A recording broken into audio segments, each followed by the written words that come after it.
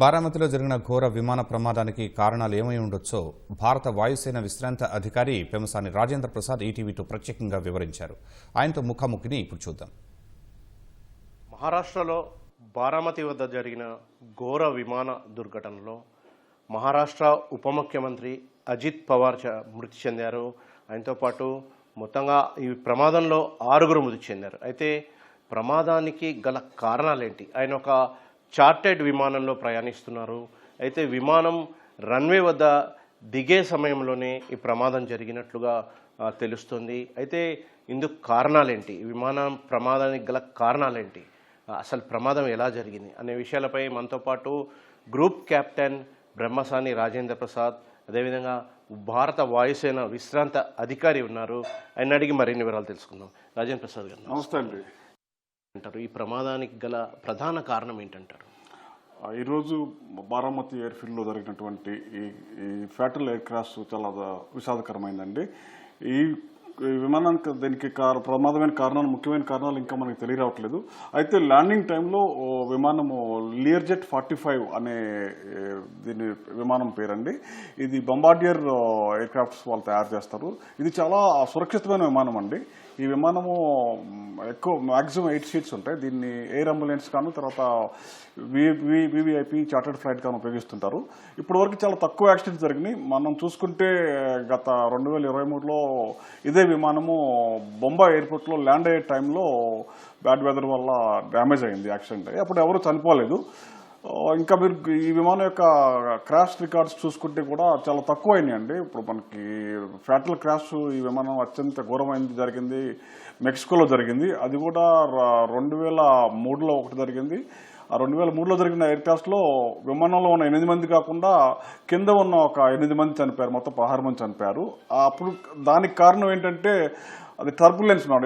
వేరే ఎదురుగా వస్తున్న పెద్ద విమానం టర్బులెన్స్ వల్ల ఇది ల్యాండ్ అయ్యే టైంలో క్రాష్ అయిందనమాట. సో ఈరోజు జరిగిన విమానము మనకి బారామతిలో అప్పటి వరకు అన్నీ సరిగానే ఉన్నాయి. విమానం టేకాఫ్ బొంబాయిలో టేకాఫ్ అయినప్పుడు కూడా అన్ని పారామీటర్స్ సరిగానే ఉన్నాయి. ల్యాండ్ అయ్యేంత వరకు కూడా బాగానే ఉన్నాయి. కానీ ల్యాండ్ అయ్యే మూమెంట్లో లాస్ట్లో ఫైనల్లో అది కాంటాక్ట్ లాస్ట్ అయిందండి మన ఏరోడ్రమ్తో. ఆ విధంగా రన్వే పక్కగా పడిపోయి కూలిపోవడంతో ఈ దుర్ఘటన జరిగింది. దీనికి కారణాలు మనకు ముఖ్యంగా కాక్పిట్ వాయిస్ రికార్డర్, తర్వాత ఫ్లైట్ డేటా రికార్డర్, ఈ 2 ఉంటాయండి. ఈ రెండింటిని అనలైజ్ చేసిన తర్వాత మనకి పూర్తి కారణాలు తెలియవస్తాయి. అయితే ప్రాథమికంగా మనం వెదర్ ఇంపార్టెంట్ అండి. ఈ విమానం చాలా చిన్న విమానము. దీని యొక్క 50 అడుగులు, సుమారు 50 అడుగులు పొడుగు ఉంటుంది, 5 అడుగులు వెడల్పు మాత్రమే ఉంటుంది. దీంట్లో ఫ్యూయల్ కూడా చాలా తక్కువ ఉంటుందండి. కెపాసిటీ దాదాపు 3000 లీటర్ల లోపే ఉంటుంది ఫ్యూయల్, దీని మ్యాక్సిమం కెపాసిటీ. అయినా కానీ ఇది చాలా ఎక్కువ దూరం ప్రయాణిస్తుందండి. 3000 లీటర్ల ఇంధనంతో అది ఆల్మోస్ట్ 3000 కిలోమీటర్లు ప్రయాణిస్తుంది. ఇది చాలా ఎకానమిక్ ఫ్లైట్ అనమాట. దీనికి 2 ఇంజిన్లు ఉంటాయండి. చాలా సేఫెస్ట్ విమానము. 2 ఇంజిన్లు ఉంటాయి. తేలికపాటిది, 1000 కిలోల బరువు లోపు ఉంటుంది. ఈ విమానము 10,000 కిలోల బరువు ఉంటుంది. ఇది ఇప్పటివరకు జరిగిన యాక్సిడెంట్లు మనకి 4-5 మాత్రమే ఉన్నాయి దీని రికార్డులో. ఈ బొంబార్డియర్ సంస్థ నిర్మించిన విమానం ఇది. దీనికి కారణాలు మనకి ఎఫ్డిఆర్, సిడిఆర్ అనలైజ్ చేసిన తర్వాత మనకు పూర్తిగా తెలివి వస్తాయి. అయితే ప్రాథమికంగా వెదర్ వలన కావచ్చు, లేకపోతే ఏదైనా బర్డ్ హీట్ కావచ్చు, లేకపోతే టెక్నికల్ లోపాలు ఏమైనా ఉంటే అది కూడా 3వ విధమైన కారణం అయి ఉండొచ్చు. బట్ 2 ఇంజిన్లు ఉన్నాయి. అప్పటి వరకు సేఫ్గానే ప్రయాణించింది. ఏమాత్రం కూడా ఏ విధమైనటువంటి డిస్ట్రెస్ కాల్ ఇవ్వలేదు. ల్యాండ్ అయ్యే టైంలో సడన్గా అవటం అనేది ఇది చాలా దురదృష్టకరం. ఇంతకుముందు మన అహ్మదాబాద్లో కూడా అదే విధంగా ఎట్లా జరిగిందో ఈ విమానం కూడా ఈ ల్యాండ్ అయ్యే టైంలో జరగటం మనకి చాలా దురదృష్టకరం అండి. అసలు ఇటువంటి ప్రమాదాలు ఎందుకు జరుగుతుంటాయండి? కారణాలు ఏంటి? గతంలో మనం అహ్మదాబాద్లో కూడా జరిగిన విమాన ప్రమాదంలో 100 మంది చనిపోయారు. అసలు ఎందుకు జరుగుతుంటాయి? కారణాలు ఏంటి? పూర్తిగా సాంకేతిక లోపమేనా, ఏమైనా మానవ తప్పిదాలు కూడా ఏమైనా ఉంటాయా? దీనికి పలు రకాల కారణాలు ఉంటాయండి. హ్యూమన్ ఎర్రర్ అనేది ఒకటండి. హ్యూమన్ ఎర్రర్, పైలట్ ఎర్రర్ ఒకటి ఉంటుంది. Human error, non pilot technical ఈ విధంగా. సో అది ఒకటి. హ్యూమన్ ఎర్రర్ అనేది పైలట్ ఎర్రర్ కూడా. ఇంతకుముందు మెక్సికోలో జరిగిన విమానంలో వాళ్ళు ఇదే విమానంలో ఏంటంటే పైలట్ ఎర్రర్గా నిర్మించారు. ఆ పైలట్ పూర్తిగా తర్ఫీదు పొందలేదు. దీనికి సర్టిఫికేట్ మ్యానిపులేట్ తీసుకొచ్చారు. అందుకే టర్బులెన్స్లో కూడా ఎయిర్ క్రాఫ్ట్ని కంట్రోల్ చేయలేకపోయాడు అని తేలింది. అప్పుడు ఇది 2003లో మెక్సికోలో జరిగిన ఇదే లియర్ జెట్ 45 విమానంలో ప్రయాణికులతో పాటు కింద ఉన్న 8 మంది కూడా చనిపోయారు. దానికి కారణం అప్పుడు పైలట్ ఎర్రర్గా వాళ్ళు నిర్ధారించారు. సో దీంట్లో కూడా మనం సిడిఆర్ తర్వాత వాయిస్ రికార్డర్ ఇవన్నీ అనలైజ్ చేసిన తర్వాత మనం చెప్పగలము. పైలట్ ఎర్రర్ అనేది కూడా ఒక కారణం అయి ఉండొచ్చు. తర్వాత టెక్నికల్ ఫెయిల్యూర్ కూడా అయి ఉండొచ్చు, బాడీ హీట్ అయి ఉండొచ్చు, ముఖ్యంగా వెదర్ కూడా అయి ఉండొచ్చు. చాలా తేలికపాటి విమానం అండి. చిన్న గాలులకి వర్షాలకు కూడా ఇది ఇంపాక్ట్ అవడానికి కారణాలు ఉన్నాయి. అదే టైంలో బొంబాయిలో వర్షం పడుతున్నట్టు తెలుస్తుంది మనకి. సో వెదర్ కూడా ఒక కారణమై ఉండొచ్చు. ల్యాండింగ్ టైంలో వెదర్ వల్ల అది డ్రిఫ్ట్ అయిపోయి కోల్టానికి కూడా చాలా ఛాన్సులు ఉన్నాయి. ఇప్పుడు ప్రాథమికంగా మనం చూస్తుంది ఏంటంటే ఏమన్నా హై విండ్స్ తర్వాత వెదర్ వల్ల అది ల్యాండ్ అయ్యే టైంలో ఫైనల్ ల్యాండ్ అయ్యే టైంలో డ్రిఫ్ట్ అయిపోయి వెళ్ళిపోవచ్చు. తేలికపాటి విమానం ఇది. అదే ప్రధానంగా ఇప్పుడు మరోవైపు ఇది వివిఐపీలు కావచ్చు, రాజకీయ నాయకులు కావచ్చు, ప్రముఖులు కావచ్చు, వీరంతా కూడా ప్రయాణించే విమానాల్లో భద్రతా పరంగా ప్రమాణాలు ఏ విధంగా ఉంటాయి? అన్ని రకాల ప్రమాణాలు పాటిస్తారా? తప్పకుండా అండి. ఈ విమానయాన సంస్థలు అనేవి వాళ్ళంతా వాళ్ళు ప్రయాణించడానికి కుదరదండి. ఇప్పుడు మనకైతే ప్రైవేట్ బస్ ఆపరేటర్స్ ఎలా ఉంటారంటే వాళ్ళంతా వాళ్ళు ఎక్కడి నుంచి ఎక్కడికి వెళ్ళడానికి పర్మిషన్ ఉంటుంది. ఆల్ ఇండియా పర్మిషన్, తర్వాత ఆల్ ఆంధ్రాలో పర్మిషన్. ఇట్లా డీజీసీ అనేది మొత్తం విమానాలను నియంత్రిస్తుందండి. ఒక విమానం ఇప్పుడు బొంబాయి నుంచి ఇప్పుడు బారామతి రావాలంటే వీళ్ళు ఫ్లైట్ ప్లాన్ చేయాలండి. ఫ్లైట్ ప్లాన్ చేసి ఎయిర్ డిఫెన్స్ క్లియరెన్స్ తీసుకోవాలండి. ఇది ఎంత హైట్లో ప్రయాణించాలి, ఏ టైంలో ప్రయాణించాలి, ఏ టైంలో ల్యాండ్ అవ్వాలి, ఇవన్నీ ముందే ప్రీ డిటర్మైన్ అయి ఉంటాయండి. కాబట్టి మనకి ప్రమాదాలు జరగడానికి నివారించడానికి కూడా ఈ ముందు తీసుకునేటువంటి ఈ ఫ్లైట్ ప్లాన్ అప్రూవల్స్ ఏవైతే ఉంటాయో ఇవన్నీ తప్పనిసరిగా వాళ్ళు పాటించాలి. అలాగే ప్రమాణాలు డీజీసీ నిర్ణయించినట్టు ఆ ఎయిర్ క్రాఫ్ట్ మెయింటెనెన్స్ షెడ్యూల్స్ కంపల్సరిగా వాళ్ళు ఫాలో అవ్వాలి. అలాగే పైలట్స్ కూడా బిఫోర్ టేకింగ్ ఆఫ్ వాళ్ళకి మెడికల్ చెకప్స్ ఉంటాయి, వాళ్ళ పనితీరు. తర్వాత అలాగే టెక్నికల్ స్టాఫ్ కూడా వాళ్ళు ఉంటేనే అప్పుడు ఎయిర్ క్రాఫ్ట్ క్లియర్ అవుతుందండి. సో ఇవన్నిటి క్రమశిక్షణ అనేది తప్పనిసరిగా రూల్స్ అన్నీ కూడా ప్రైవేట్ చార్టర్డ్ కూడా వర్తిస్తాయండి. అయితే మరోవైపు ఈ తరహా ఇప్పుడు బొంబార్డ్ విమానము అన్నారు. ఇప్పుడు ప్రయాణికులు సాధారణ ప్రయాణికులు ప్రయాణించే విమానానికి ఈ విమానానికి తేడా ఏంటి? దీంట్లో ఎంతమంది ప్రయాణికులు ప్రయాణించే అవకాశం ఉంటుంది? ఇది చాలా తేలికపాటి చిన్న విమానం అండి. చార్టెడ్ ఫ్లైట్స్ అంటాం కదా, దీంట్లో మ్యాక్సిమం సీట్స్ 8 ఉంటాయండి. మ్యాక్సిమం 8 నుంచి 9 వరకు ఉంటాయి. పైలట్స్ 2 ఉంటారు. 2 ఇంజిన్స్, ట్విన్ ఇంజిన్ ఫ్లైట్, చాలా చిన్నది. దీన్ని ముఖ్యంగా ఎయిర్ అంబులెన్స్ ఎవరైనా పేషెంట్స్ ఇప్పుడు రిమోట్ ప్రాంతాల్లో పేషెంట్స్ మంచి హాస్పిటల్స్ లేకపోతే అక్కడి నుంచి వాళ్ళని చేరవేస్తానికి ఎక్కువ ఉపయోగిస్తుంటారు మన ఇండియాలో. అలాగే వివిఐపీస్ కూడా ఉపయోగిస్తారు. ఎందుకంటే ఒకసారి ఫ్యూయల్ నింపుకుంటే ఇది ఫ్యూయల్ కూడా కెపాసిటీ చెప్పాను 3000 లీటర్ల కంటే 6000 పౌండ్స్ ఫ్యూయల్ ఉంటుందండి. ఏవియేషన్ ఫ్యూయల్ ఏటీఎఫ్ అంటారు. అంటే దాదాపు 3000 లీటర్ల కంటే తక్కువ.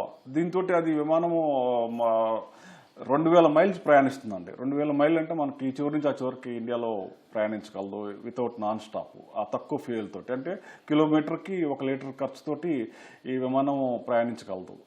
అంత లో economy fuel economy fighter chartered flight అనమాట ఇది. ఈ బొంబార్డియర్ అనే సంస్థ కెనడాలో బేస్డ్ సంస్థ తయారు చేస్తుంది. మంచి విమానయాన సంస్థే. ఈ విమానం ఇప్పటివరకు చూసుకున్నా కానీ యాక్సిడెంట్ రేట్లు తక్కువే, కానీ చిన్న తేలికపాటి విమానం.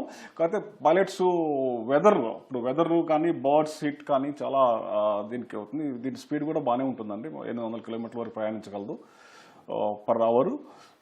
కాబట్టి ఈ విమానం చాలా తేలికపాటి విమానము. పొడుగు కూడా సుమారు 50 అడుగులు పొడుగు ఉంటుంది. వెడల్పు 5 అడుగులు ఉంటుంది. హైట్ కూడా 4.5 అడుగులే ఉంటుంది. చిన్నపాటి విమానము. దీన్ని చాలా పైలట్స్ కూడా సుశిక్షితులైన పైలట్స్ చేయాలి. ఎప్పుడైనా సివియర్ విండ్ స్టామ్స్ కానీ తర్వాత వెదర్ కండిషన్ని తట్టుకోలేదండి. పెద్ద విమానాలు అయితే ఇప్పుడు మనకు బోయింగ్ జెట్ విమానాలు ఇవన్నీ అంటే అన్ని వెదర్ కండిషన్స్కి తట్టుకోగలవు. ఇది చిన్నపాటి విమానం కాబట్టి ఎక్కువ వెదర్ ఏమాత్రం సడన్గా పాడైపోయినా కానీ ఇది తప్పనిసరిగా ముందుగా ల్యాండ్ అవ్వాలి. ఎందుకంటే బ్యాడ్ వెదర్లో ఇది ఫ్లై చేయలేదు.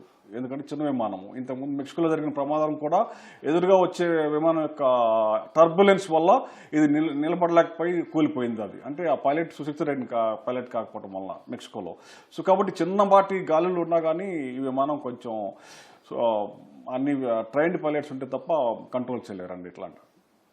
ఈ తరహా విమానాలు అంటే గాలిలోకి ఎగిరే ముందు, బయలుదేరే ముందు ప్రమాణాలు ఏ విధంగా ఉండాలి, అదేవిధంగా భద్రతా చర్యలు ఎలా తీసుకోవాలి అనే అంశాలపై పైలట్స్కి డీజీసీఏ చెబుతుందా? తప్పకుండా ఉంటాయండి. ఎందుకంటే పైలట్స్ ముందు ఎన్ష్యూర్ చేస్తారు, ఎందుకంటే వాళ్ళ లైఫ్ కూడా వాళ్ళది ఉంటుంది కదా. ఈ విమానం టెక్నికల్ చెక్స్, మొత్తం పీరియాడికల్ చెక్స్ కానీ, తర్వాత రెగ్యులర్ చెక్స్ కానీ చెందిందా లేదా ముందు పైలట్ చెక్ చేస్తాడు. ఎందుకంటే తన ప్రాణం కూడా ఉంటుంది కదా. ఏమాత్రం వెదర్ బాగోపోయినా కానీ, ఏమాత్రం విమానం టెక్నికల్ ఇంజనీర్స్ చేత సర్టిఫై చేయకపోయినా కానీ అతను తీసుకెళ్ళండి. ఎందుకంటే ఇది వాళ్ళ ప్రాణం కూడా వాళ్ళ చేతిలోనే ఉంటుంది కాబట్టి వాళ్ళు కంపల్సరీగా వాళ్ళు ఎన్ష్యూర్ చేస్తారండి. అలాగే వివిఐపీస్కి ఉన్నారు కాబట్టి తప్పకుండా చెక్స్ ఉంటాయి. చెక్స్ అండ్ బ్యాలెన్సెస్ అనేవి 100% ఉంటాయండి. దీంట్లో మాత్రం ఏమాత్రం అపోహ ఉండదు. ఏదంటే అట్లా పైలట్ వచ్చి విమానం తీసుకెళ్ళటం అనేది కుదరదు. అది ఈ తరహా ప్రమాదాలు జరగకుండా మనం గతంలో కూడా చాలా జరిగాయి. ఎంతోమంది ప్రముఖులు మృతి చెందిన సందర్భాలు కూడా ఉన్నాయి. అంటే పూర్తిగా వీటిని నిరోధించడానికి ఏమన్నా ఏమన్నా చర్యలు ఏమైనా ఉంటాయా? తప్పకుండా అండి. ఇప్పుడు డీజీసీ అనేది అంబ్రెల్లా ఆర్గనైజేషను, వాళ్ళ కంట్రోల్ వాళ్ళు చెక్స్ అండ్ బ్యాలెన్సెస్ ఉన్నాయి. అయినా కానీ ఇప్పుడు చూడండి, మనం ఇప్పుడు ఎలక్షన్ మీటింగ్స్ జరుగుతున్నప్పుడు విమానాలని బాగా ఎక్కువగా ఉపయోగిస్తుంటారు మన రాజకీయ నాయకులు. ఆ టైంలో ప్రత్యేకంగా నిఘా, ప్రత్యేకమైనటువంటి చెక్కింగ్ మనం ఇంప్లిమెంట్ చేసుకోవాలి. ఎందుకంటే ఏమాత్రం వైలేట్ చేసినా కానీ, పైలట్స్కి రెస్ట్ లేకపోయినా కానీ, అలాగే టెక్నికల్ చెక్స్, తర్వాత సర్వీసింగ్ ఓవరాల్ కూడా చేయకపోతే విమానానికి ఇట్లాంటి ప్రమాదాలకు గురైనప్పుడు తప్పకుండా యాక్సిడెంట్ అవడానికి ఆస్కారం ఉంటుంది. అలా జరగకుండా ఉండాలంటే చెక్స్ అండ్ బ్యాలెన్సెస్ 100% ఇంప్లిమెంట్ చేయాలి. ఎప్పుడంటే ఇలాంటి ఎలక్షన్స్ టైంలో విమానం ఎక్కువగా ఉపయోగిస్తారో ఆ టైంలో విమానం యొక్క దాని స్థితిగతులు, అది ఎలా ఉంది, అది ఫ్లైట్ వర్తినెస్, దాన్ని చెక్ చేయాల్సిన బాధ్యత ఉంటుంది. దానికి ఏజెన్సీస్ కూడా ఉన్నాయండి, రకరకాల ఏజెన్సీస్ ఉన్నాయి, 4-5 ఏజెన్సీస్. వాటిని మనం ఇంకా స్ట్రింజెంట్గా చేసి వాటిని మనం ప్రతి ఎయిర్ఫీల్డ్లోనూ ఇప్పుడైతే ఎక్కడెక్కడైతే ఉన్నాయో, బాంబేలోను, తర్వాత ఎక్కడెక్కడైతే ఈ ప్రైవేటు చార్టర్డ్ ఫ్లైట్స్ ఆపరేట్ చేస్తున్నాయో అక్కడ కూడా మరింతగా మనం పూల్ ఫ్రూగా వాళ్ళని చేస్తే ఇట్లాంటివి మనం నివారించవచ్చు అండి. అయితే ప్రధానంగా ఇందుకు విమాన ప్రమాదానికి రకరకాల కారణాలు అయి ఉండవచ్చని విశ్రాంత వాయుసేన అధికారి రాజేంద్ర ప్రసాద్ చెప్తున్నారు. కెమెరామెన్ శ్రీధర్తో శ్రీనివాస్, ఈటీవీ న్యూస్, హైదరాబాద్.